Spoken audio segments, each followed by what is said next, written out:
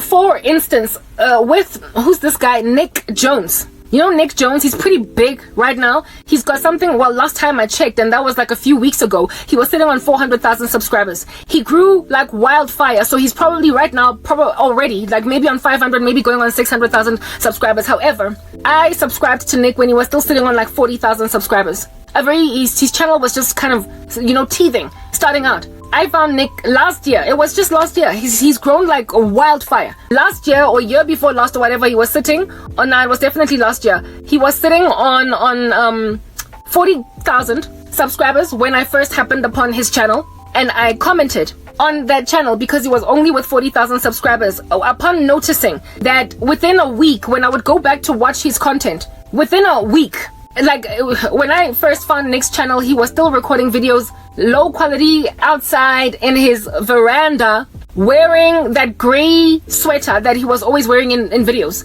These days, he doesn't wear that sweater over and over every day again as a signature. He's changing clothes, and he's got like a whole studio that is lit and everything because he could afford to do that, because he got that big that quickly, right? I was still following Nick when he was doing short little videos of that nature that were kind of grainy or not high quality, no studio lighting, and that gray sweater that he was always wearing. That's when I found Nick's channel, and he was chilling on, like I said, 30 to 40,000 subscribers. And within like 2 or 3 weeks of consistently watching his content, I started to notice that, whoa, dude, like in just 2 weeks, you're on 60,000 subscribers already so quickly. Another month would progress. Whoa, dude, you're almost at 100,000. When I noticed that, I commented, and I was like, I noticed that you're growing really quickly, blah, blah, what a fish paste, but whatever you do, don't ever walk away from the true message of the gospel and start like, what is this? Satisfying the hunger and thirst to listen to nothing but celebrity content, blah blah. What I like celebrity gossip, you know, in a Christian channel. On top of that, make sure that if you monetize ministry, if you monetize this channel of yours, let this not be your only source of income. Find a talent, whatever it is else that you can do, and do that as the main thing, and instead of leaning or relying this YouTube channel for your money. Nick went on right ahead to continue to grow, and now he's got that like tick next to his channel, that verified tick next to his channel, right? So he's pretty big, and I'm pretty sure that his channel is monetized, right? I don't know if he took my advice, because there was a heart, like, you know, like when the content creator themselves likes the comment or hearts it, or you see it, it's like a heart and it shows you that the comment, yeah, so he read it. He did definitely read my comment, and quite a few people also commented on my comment. And what it is that I was saying was, get yourself some other source of income. Get yourself some other source of income. And if you've got a 9 to 5, a day job, don't quit it. The day is going to come when all Christian channels are demonetized. The day is going to come when all of a sudden the rug is going to be pulled from under your feet, and then next thing you're going to have to take your children out of school. Next thing you're going to have to fire your nanny. Next thing you're going to have to move out of your house, and get a smaller apartment. Next thing you're going to have to ABCD, etc. I said that on Nick's channel. Well, I mean, whatever's happened has happened since then. Now he's sitting on almost like 500,000 subscribers. Has he maintained what he used to do? Not so much. He is talking quite a lot about celebrities now. Like, what is it? I was worried what happened, but whatever. I don't think he's tarried or walked. We'll see. Like, let time tell. With Nick Jones. But there was also another content creator. This happened to him when I had already gained the suspicion. At the time when I happened upon his channel, I only happened upon it precisely because of the title of the channel, of the video. And the video read, YouTube demonetized my channel. And this man had gone from, but at the time when YouTube demonetized him, he was sitting on just over 100,000 subscribers. So he had just gotten the silver plaque. And they suddenly demonetized him. And his lament in the video was that his son was about to go to college, and he was going to pay for the son's school fees, and now YouTube has just suddenly caused him to go dry. He doesn't have money. And I was like, this is what I was talking about. I then commented and said, start something else, start a side hustle. He moved to Rumble, opened a second YouTube channel. But for me, it's like, as long as you're doing as long as you are doing nothing but truth, you are not safe financially. So you gotta find other talents. God has given all of us talents. And if you are doing gospel ministry, we need to find other, like even pastors. Like the day has come when Christianity can no longer be a proper, stable, like bond-paying profession for a pastor. That those days are out. So pastors have got to find side hustles. In other words, can you make tables, then be a carpenter on the side? Can you bake pastries, then open a bakery and sell baked goods? And do something else over and above preaching the gospel. Let the gospel be secondary to what it is that you're doing, but do not monetize ministry. Do not monetize ministry. Make money some other way. I actually find what Joe Kirby did very wise. Very wise. Joe Kirby has never monetized his massive YouTube channel, which is over 1 million subscribers. I think right now he's bordering on 2 million subscribers. He could make a lot of money. He has never gotten a strike or anything strange of that nature, but he has not monetized, and it's the best thing that one can ever do. To never get yourself used to getting money from the gospel, because the day's gonna come when those funds are gonna suddenly run dry. Those funds are gonna run dry. So do something else. If you can sing, do covers on YouTube. If you can, you get my point. Fitness content, travel content, anything else. Even content like taking photos of what's bugs in your garden. Anything else. Horticulture, anything else. That the elites will not have an excuse to pound on you concerning. They're not going to give you grief. They're not going to suddenly close you down for it. They're not going to, if at all this business of yours that you are running is going with a certain bank, all of a sudden close your bank account and now you can't pay your employees. That's what happened with this non-profit organization. The people that worked for it could no longer get their salaries because the bank had closed it. So the owner had to travel all the way back to America, because they were based in Africa somewhere. They had to travel to America to basically talk about what's going on, rearrange again, to move to another bank so that they could finally pay salaries again, so they could do business as usual. So if you don't want your business suddenly interrupted, don't make ministry a business. Yes, you could get donations. Yes, indeed. You could maybe even monetize it so you can have it as extra money on the side. But do not let it be the main thing that's paying for your main things, like your children's fees, like your home loan, like your whatnot. Because on that day, you're going to find yourself out on the street. That's what the Lord warned me is going to happen. And having gained that warning from the Lord on high, why oh why then, as Kara was sitting here where I am at, would I want to freak out when I'm basically told that because of my Christianity, I can't knock on a door in corporate South Africa? The system, the beast system, is already being burgeoned from the ground. Do you understand? And it's already afflicting quite a few Christians, and I am one of them, and I don't care. Because just like Elijah, I have been successfully fed twice a day by the ravens, and I'm drinking water by the brook. And when it runs out, I have inevitably each time been sent over to the widow at Zarephath, and I have eaten over there. And even though I'm not satisfied with my life conditions and my lifestyle, because frankly I want more, I do. I want my own apartment. I want my whatever. I have all that I need at a bare minimum. The Lord is not going to keep me in this bare minimum. However, He has made it clear to me that He is going to enable me to monetize fitness. So focus on it. I've therefore been kind of bereft these past 2 weeks where I have been recovering from an illness, where I'm not working out, because the Lord made it clear to me that fitness is going to pay my bills one day. That even though it is flat right now, even though it is stagnant right now, even though it is going nowhere right now, because YouTube has made this dumb decision, given that I am as an individual targeted, they're going to set free all targeted individuals from the hostage situation. I've been held hostage by America, and they're going to set those hostages free. They're going to set them free out of fear of backlash. That's what you must understand. But they're only going to set them free insofar as it makes no sense to hold them hostage. In other words, if it's just a soccer channel, if it's just an insect camera channel, if it is just a baking channel, if it is just a channel where people are doing mukbangs, don't do that. As gross and it's gluttony. But nonetheless, it's not offensive to the truthers, to those people who are trying to control the global. If it is fitness, it's not offensive. Yeah, they will set such hostages free, and it will. The hostages that they're setting free are people that they are already surveilling. It's people they already don't like. They don't want their voices to get bigger. There are individuals that have been allowed to slip through the cracks because they were already big at the time when all of the censorship started. So they could not suddenly just crush them so badly that they were moving nowhere. Nothing's happening. No activity in their accounts at all. Because then that would have caused big channels, people therein to complain, everywhere else where they went, and the awareness would be raised by them, and so there would be a backlash sooner rather than later.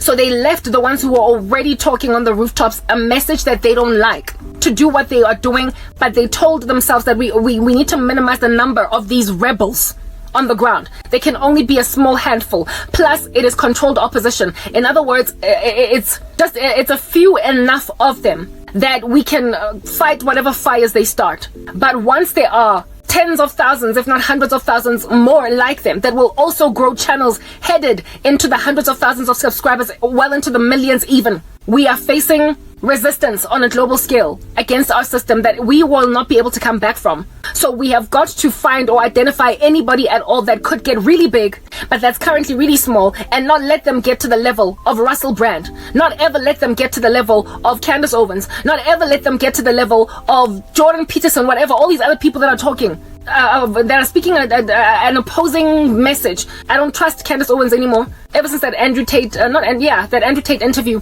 I don't trust the left in America, basically, anymore.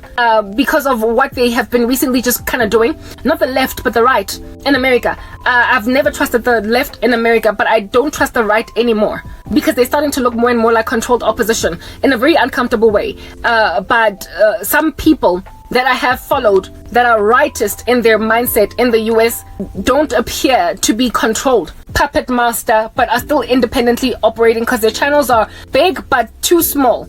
Small enough to not be under somebody's thumb. So some of them I'm still following, but largely I don't trust the mainstream right in America at all. I don't anymore. I used to, right? I don't trust them. But what is this? Who is this guy?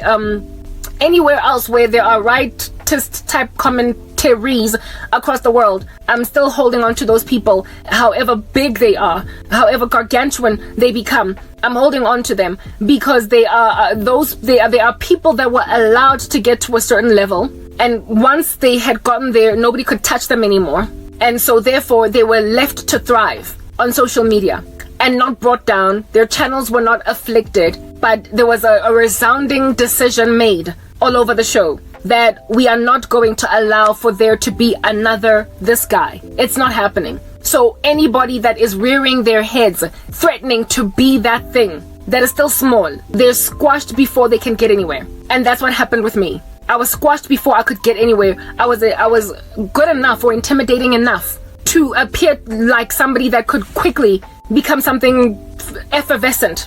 And they squelched me. They squelched me. I was growing so fast and so well, and then all of a sudden overnight it went dry. On Facebook the situation is so bad that they first shadow banned me, and after shadow banning me they went back and doubled down again and shadow banned me a second time, and then they shadow banned me yet again a third time.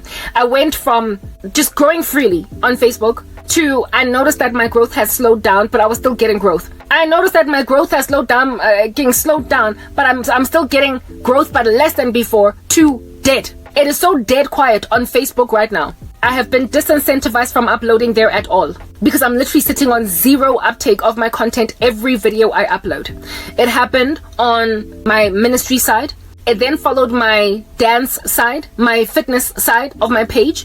And on the fitness side, I still pushed and strove anyway, because I noticed that I was still getting taken up, and then it went dead quiet again, flatline, like as in a flat line, like as in nobody's even looking at my content. I'm just uploading for mahala. And given that on Facebook it's one video at a time, it just got so exhausting to me that I have temporarily just made a decision to stop uploading on Facebook because it's time consuming. So I'm uploading only now on YouTube. So it looks like it basically they got me to finally just upload nowhere but on YouTube. And it is this kind of tactless behavior, this reckless activity of so abusing a person like this unnecessarily, that's already going through a lot, that is going to get backlash. It's going to get them very unpopular. It is unwarranted. It is going to make enough people notice this, and the sentiment that they are sharing across the board is going to be shared more and more. And how gratuitous it is, given that they are blocking fitness content, for crying out loud, from growing. They're going to set free certain of the hostages that they have held. Certain. And the ones that are going to be set free, even though they don't like them in their truth channels, are going to be people whose even knitting channels are also smothered. They are silencing talent, just general talent, insofar as it belongs to a little bit of an activist. And that's the reason for that is because they want to impoverish us. And the reason for the impoverishing is because people just don't listen to poor people, unfortunately. It's just the way the world is. It's classist. And it's been working. But even though it has been working to cause, for instance, me to upload on fewer and fewer platforms, and it has also worked to cause people to underestimate me and think I ain't jack, and think my message don't matter. It has also raised up a counter resistance against that particular shadow banning. And like I said, America is very unpopular right now. It is growing in unpopularity. It is losing its clout. Do you understand? And in losing its clout, it's going to want to rescue it by allowing people like me to fly where it is that they will allow people to fly. Because right now, they're never ever going to get to a point where they're going to let Christians fly. That's over. The day for our flight is gone. That's never going to happen. A truth channel, religious channels essentially, will be surveilled indefinitely. Any truth channel don't monetize. If you have got a ministry, if you are trying to make money off YouTube, find in your body somewhere, scan, use a microscope, a magnifying glass to find any other talent to monetize. Do not use the gospel.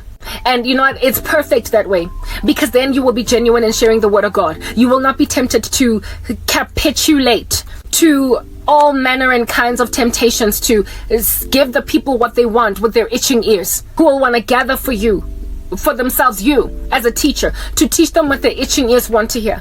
You might be tempted to scratch itching ears when you get really big. I've seen it happen to a South African YouTuber that's headed for the gold status, not gold, but silver plaque. He's headed for 100,000 subscribers, and he has started to compromise violently already. So that's the problem with monetizing ministry. You will be tempted to make God's house a den full of demons. Make God's house a den full of thieves when it is supposed to be a house of prayer, when it is supposed to be a house of apologetics, when it is supposed to be a house of expository preaching, when it is supposed to be a house of reading the word of God in its pure form, when it is supposed to be a house of commenting on global events as they are aligned to Bible prophecy. But you have made it a house of commenting about celebrity converts to Christianity who aren't even truly born again, because their lifestyles speak volumes. You will be tempted to titivate the taste buds of people when you're paying rent and you don't want YouTube to come at you with a flying kick by demonetizing you or bringing down any content of yours. You are going to compromise. You are going to compromise. So put yourself in rather a space where you cannot be demonetized, because there's no reason for it. Why? Don't you like cheesecake? Why? Don't you like scones? Why? Don't you like puff pastry? Because all I'm doing is baking. Do something that cannot be demonetized and not give YouTube any excuse to demonetize at all, or even deplatform. And for me, that thing is fitness.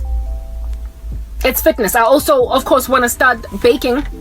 That's why I talk so much about baking and cheesecakes and whatnot. I do want a food channel, but I can't because I don't have my own kitchen, not right now. I can't buy ingredients. I don't have money. That requires investment capital initially in order for me to fulfill that particular dream. But I can work out without any equipment. I can work out without going to the gym. I can work out outside here, right? So I can grow my channel with my grainy videos, my low quality content that will, just like any other YouTuber that is still starting out, ultimately grow into very high quality content. But it's going to get me to a place where I need to go. It's going to get me to the place where I need to go. But before I can even get there, YouTube gotta let me go. They gotta set me free as a hostage, at least in the area of fitness, and they're gonna do it. There are multiple things I can do, but that I have been unable to grow in. There was a time when I wanted to do music as well.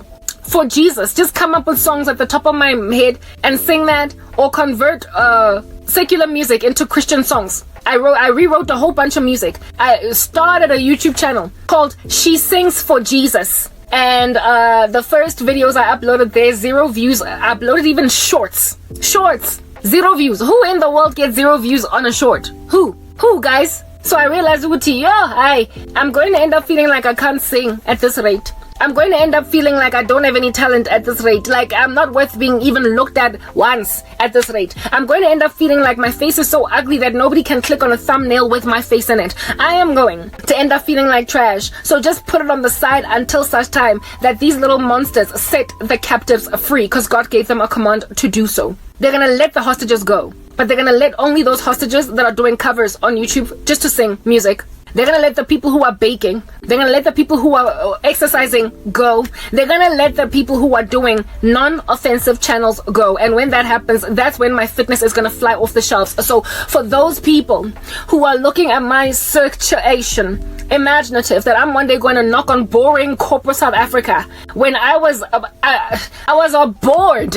I might have been doing really well in my job, but I did not want to be a project manager forever. I told you, I wanted to move into management consulting, and it was taking forever and a day for me to get there. It's not that I didn't like being a suit, I just didn't like being a suit in that particular profession. I wanted to be more innovative, I wanted to be more creative, I wanted to be more hands-on, and project management named Bora, because it never ever allowed me an opportunity to be a subject matter expertise in anything. I was just the overseer. I was just the person that was putting together all different kinds of subject matter experts in one room and making them do their jobs, and then monitoring that whole process. And I hated it. I hated how removed from the real action I was. I did not like being a project manager. I wanted desperately to be a management consultant, where I would basically study an organization and gather insights and then give them advice as to how to improve their processes. That's what I wanted to do. Never quite got there because they pulled the rug from under my feet real fast. Please go watch my video from yesterday, type establishment thing. So yes, I would have stayed in corporate likely for the rest of my days, or maybe started a consulting agency, but I would have also had a side hustle of singing. I would have done a side thing of baking. I would have done a side thing, well, not of fitness, because back then I didn't like exercise, so I don't know how that would have happened. I only developed love for fitness because I got fit thanks to suffering, and in my torture had nothing to do, so I started to exercise. Yeah, so that came on board. But things that have always been sitting with me, definitely culinary cooking, and baking. I would have inevitably developed a love for it, given that I was in the whole cooking space. And what is this?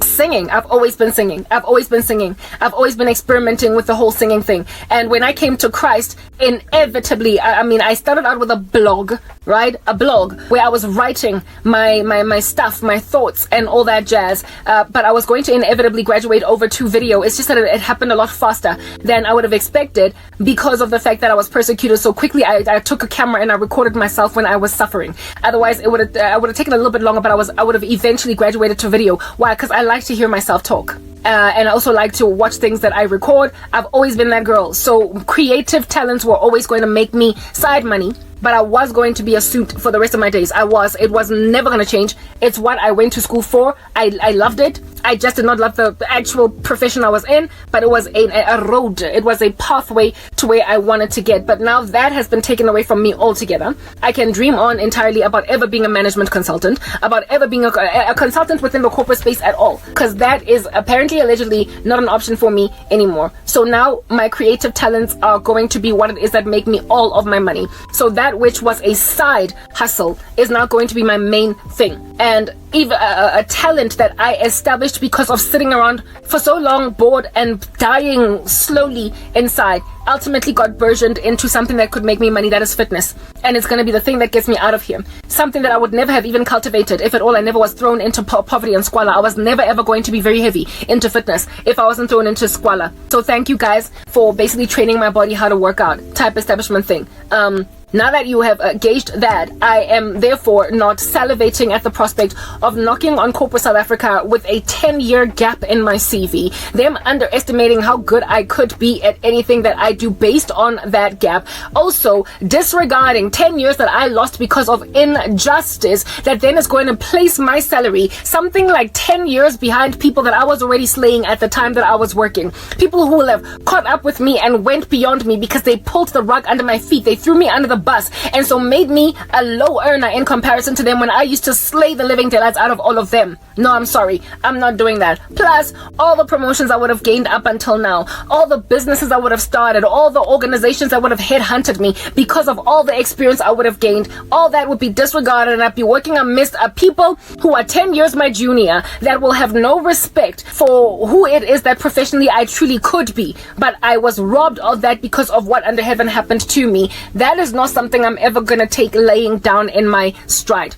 I'm the innocent victim over here, and so I am going to be the one that rather shows people up and not the other way around. I'm not about to walk around in corporate South Africa, do you understand, as a junior to people I was violently senior over at the time of the loss of everything that I lost. It's not gonna happen. I'm sorry. You might want to call it pride, but I call it injustice. I am not about to allow what ought be today my violent juniors and subordinates be my boss. It's never gonna happen. But anyway, people got ambitions that I will one day knock on the door of a person I'm supposed to be ruling to come now and rule over me. That's never gonna happen. But the naivety is running around in the room. So now that I've communicated that, now that I've explained what's going on with that, comprehend that I will never send my CV out on the market, because frankly, nobody regards the 10 years of experience that I have gained ever since I left corporate South Africa, because it has not been thoroughly or officially recognized by the South African system as gaining experience. In that 10 years, I have learned so much, and I have kept abreast of pretty much everything, almost every industry that I was a part of. I am a whole genius walking around, but nobody will respect me because apparently, allegedly, there is a yawning 10-year gap in my CV that has rendered me rusty.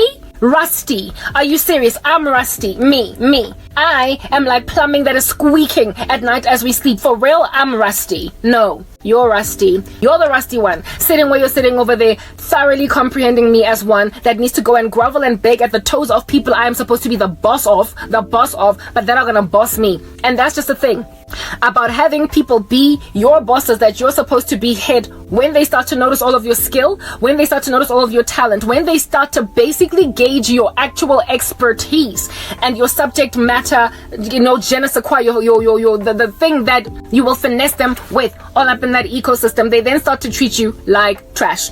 Because of envy, because of fear of being cooed and taken over, because of possessiveness of their position, they will then deliberately thwart you. If at all I was being thwarted back in the day by bosses that were rightly my seniors, because I was rightly in a junior position starting out, but I was growing so fast and I was so gifted, if I was being squashed or squeezed under thumbs and deliberately sabotaged and buried and hidden by my own bosses back then, when I was really truly in all manner and intents of that particular word, their subordinate. If back then they were intimidated by me, what about now when I'm supposed to be their boss? What now when I've gained all of this experience? What now when I've learned so many other crafts? I will not ever be able to breathe under some insecure boss. South Africa has had a skills drainage of monumental proportions because of the diaspora, yes, but also because of witchcraft that is taking actually skilled professionals out from the job. So all that's left right now are these mediocre Lay Janes and Jones roaming these streets, and they are the ones that are running corporates. So if Karabo were to go back into corporate South Africa, all of these Lay Janes and Jones that have been snoozing on the jobs, batwa ditete, drooling on the job officing mo godima dipampiri tsa bona, they will suddenly wake up and plan a second coup, and I'm not doing it.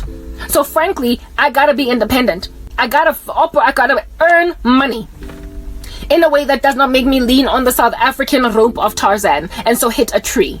And that's what the law showed me is going to happen. America is going to pay my salary. America is going to pay for my bond. America is going to pay for my car. It is going to pay for my laptop. It is going to pay for my recompense. My restitution is going to come from America. South Africa is not going to pay me. Lona ba stingy ba tlhagileng di karakanji ke a le ka tlhaloganya le ntsa etse mmereko la nkutla le toile labelang South Africa spat me out even though I'm one of your citizens, and who it is that is going to pay my debt that was accumulated because I wasn't able to pay my debts anymore. Beleng tatla ko no CCM ba ba bitsang di baritse credit bureau lang pe go credit bureau. That's what's good. Yeah, e tlo patalwa debt ya teng ke dollars ke a le ka tlhaloganya. America. I'm going to be employed by the US of A. South Africa through YouTube. It's going to happen. I'm going to make money online. South Africa is not going to pay off. It's not going to recompense me. It's not going to give me justice. It's not going to do anything better. You've been judged as a country. You spat me out, but thank God you spat me out at a time when the world had been globalized and online platforms made it feasible for people who have been unjustly treated by their countries to earn a living somewhere else. People who have just been spat out of corporate South Africa, making them vagrants in their own land, unable to roam freely in these streets without being looked at like they stank. By bana ba sa tsebeng next granta proetsa tseng ka Auntie Karabo. Yeah, no. I'm gonna find my recovery in these rando American junkies of like power. These megalomaniacal freaks that are trying to control everybody. They're gonna get over that. Why? Because they won't want to lose all the popularity they're gonna stand to lose by keeping people like me incarcerated. For what reason? I don't understand. America's out here releasing prisoners that ought to be there for the next 20 years while incarcerating people that have not committed a single crime. What's happening, America? California, state of California. You said free some rando to come and harass me with all of these voodoo while I am a completely innocent, law-abiding citizen living in a different country. Nochal, like take that in your stride. Extradite me back to my country, why don't you, America? And then you arrested me.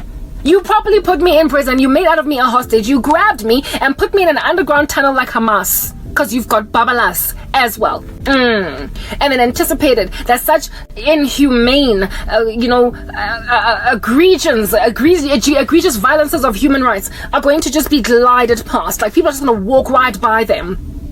Slide right past them like that same silly foolish animal in America that slid into my uncomfortable direct messages. You thoroughly thought you could slip that one through the cracks and no one noticed. America, you've arrested a completely innocent law-abiding citizen in another country. You don't get to commit such crimes against humanity and get away with it. You don't get to do that. So you're gonna pay off my debt, Yako Credit Bureau. Thank you for tripping me up a stormling, tripaling chapaga 2 feet, because your irresponsible behavior is exactly what's gonna set me free. I'm going to heaven. It's going to ultimately happen, but not before America steps up, frees my life, releases me as a hostage, so I can finally make the money that's gonna make South Africans be like, oh snap, shouldn't have done that. How dare you underestimate me, you who are sitting in a job as a senior manager in corporate South Africa, even though you don't know how to do your job. You are scared of your subordinates to a point of sabotage. How's about we get in? Because you never actually took the time to cultivate talent and skill inside yourself so you can grow. All you could do is bewitch everybody out here in these streets. So of course, because that's all that you could do, you are now scared of everyone at all that can actually work. So I don't have a chance in corporate South Africa. My days there have come and gone. The corruption in my land has made it such that it's impossible for me to go back in there. And as for all of y'all politicians crying about the diaspora, the African diaspora, like little babies, stop crying. Because this diaspora is precisely because corporate South Africa is teeming at the folds with mediocre skills that are draining the energy out of hardworking people until they leave. And those that are left are being kicked out, squeezed out, like Karabo, Boloyi, that are making sure that they're the ones that are getting the promotions and everybody else that's actually good is groveling, eating mud, dust, living in back rooms of their parents' houses, unable to come up for air. So with your silly little policies. Stop crying over inhumanity. Stop crying over gender-based violence. Stop crying over all of these random rubbishes happening in our country. Why? Why is this even my life? You did it to yourself, South Africa. You squeezed me out of corporate South Africa and you allowed criminals to run free, calling themselves CEOs of companies. So when then everything is crashing and burning and you're losing your best of the best, you had it coming. You never wanted us in the first place. You didn't want us. So let the diaspora go. Let them go and fly free in Europe. Let those that don't have jobs. Do you understand? Because you kicked them out of corporate South Africa, took their degrees away from them when they're supposed to be called Dr. Sangwani today. Yeah, let them go and make money ka YouTube. You have made me a freaking baker instead of a whole like esteemed professional in corporate South Africa. It's okay, because the way I speak right now makes it clear that I was supposed to be a management consultant for McKinsey, never mind IQ Business. You took away my career. So I get it, Sabi, come at me. All of y'all random trying to get me to marry some dude that's gonna be humping and grunting over me every night. Vomiting in my mouth, swallowing that vomit, acting like I love him, and only letting him kiss my cheek whenever he tries to gun for my lips because I think he stank. Trying to marry me off to a man of that nature because I don't got money. I'm sorry, I've got Christ. Let's get on Bora. America's gonna set me free. Because why in the world am I even incarcerated by them in the first place? But they're eventually gonna kiss some behind. It's what you must understand. This here circumstance is temporary. It is temporary in the worst way. And I'm not scared of anybody that is trying to make me feeling that it's not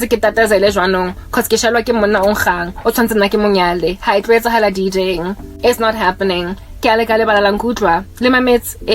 It's not happening. I am signing out in Christ's name. My name is Crankake Karabo. I get Mocha, I'm waiting on the Lord. The beast system is nigh. I am not going to be scanning groceries at a Pick and Pay. I am not going to be working as a sweeper in some mall. I am not going to also be working as a project manager, at least in some corporate, when I'm supposed to be running the whole project management operations team. By now, I am not going to do any such thing. I'm just going to go and make a beastly salary of all the stuff that I'm doing, minus ministry.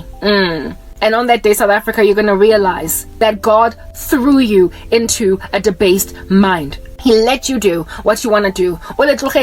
South Africa, everybody that you ever loved, ever trusted, ever needed. Like, for crying out loud. How in the world did all y'all imagine you could go and grab this snob and make her make out with a man on halitosis just because I get a mali mina. I've been intelligent all my life. You understand? I was always supposed to be the one with the biggest and baddest career. I was always supposed to be successful. I was always supposed to be the person that always finds a solution to everything. And then you block all of my prospects and try to make it look like I went crazy overnight one day. Block all of my prospects and try to make it look like I was irresponsible all of a sudden one day. Block all of my prospects and make it look as if though it is entirely feasible for a person this intelligent, this well-spoken, this put together, this researched, to just struggle to get a job, hit brick walls, because apparently life happens. No, I'm sorry. Life doesn't happen like that, but guess what happens, Boloyi, on your roof? That happens. In South Africa, some of y'all can't even speak the things I speak on a rooftop, and yet earning like hundreds of thousands of rands per month, for crying out loud. And Karabo is like struggling to make it live 500 rand. 500 rand. Why in the world is my skin even broken out? Why in the world do I have all this acne? Namo I think it's about skin kagana. Hobaning. Namo I think it's like I cavities in my teeth. 39 with a geriatric womb, no husband. Why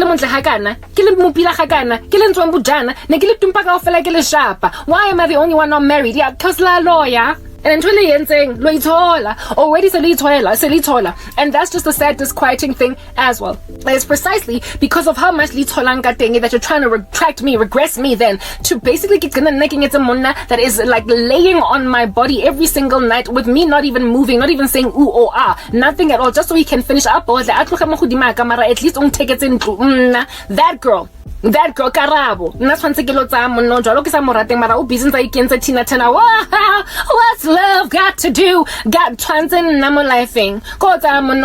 What's love got to do with it, baby? Just respect me and I will buy you a house even though you don't like me. You think I stank? Every pregnancy you endure, you're freaking out that your babies are gonna come out looking like It the Clown or Beetlejuice. I'm sorry, no, we're not doing it. You are naive to think that Umfazi that is this resolved with such a strong mind, whose cognition is as thick as I am. Because you thought when all of your married guys that you could at least stomach, you could at least take them. Because grandchild nearly second choice or third choice. At the end of the day, you did not cringe at the prospect of laying with him and at night. Beetlejuice. Have you seen the show Beetlejuice? Dude be out there trying to marry Gina Davis. Gangane. I do give making out of you a robot. And sort something at the back of your body. Like a ballerina. All you can say is I will marry you. Like flacker men, for crying out loud. Did I ever ask na for mo motho tlhokomela or ke kupile nna mono tlo mo ratang o tlo ratang ha ka kopa motho tlhokomelang na cause ke tlhokometswe as you can see modimo o tlhokometse maranyaya ke batlwa ke banna ba tsubileng matekwane ba nang gore lerato ga le important mo mosading. When God made it clear gore grandchild basadi ba tlhoka lerato, we need love, guys, and nathi we want to feel ngathi kumnandi last corner. Arranged marriage is rubbish nonsense, not happening to me. Hare buddy ke Lora. I get why naive lahakana. I get why Likenza as naive as you made yourselves. I thoroughly cannot comprehend the naivety that people are walking in today. I don't understand how anybody can get themselves to a point where they can convince themselves that a woman like me could ever end up doing exactly what they want them to do in that capacity purely because you found a magic wand. Because it's about lawyer. Dishem, you were naive, violently so too. All you did was mess with your country, make sure that corporate South Africa is teeming at the folds with mediocrity, causing those who are truly skilled to leave the country and whoever is left being squeezed out. Likenze, Batho, Badawenga, Babalas, just like Hamas, you've got Babalas. Hamas rhymes with babalas. Randos going in to kill the people in the town and kidnap some, even though frankly the people they're fighting are too strong for them. You are like Hamas, you've got babalas. Now I'm signing out in Christ's name, Crank K. Labora, South Africa.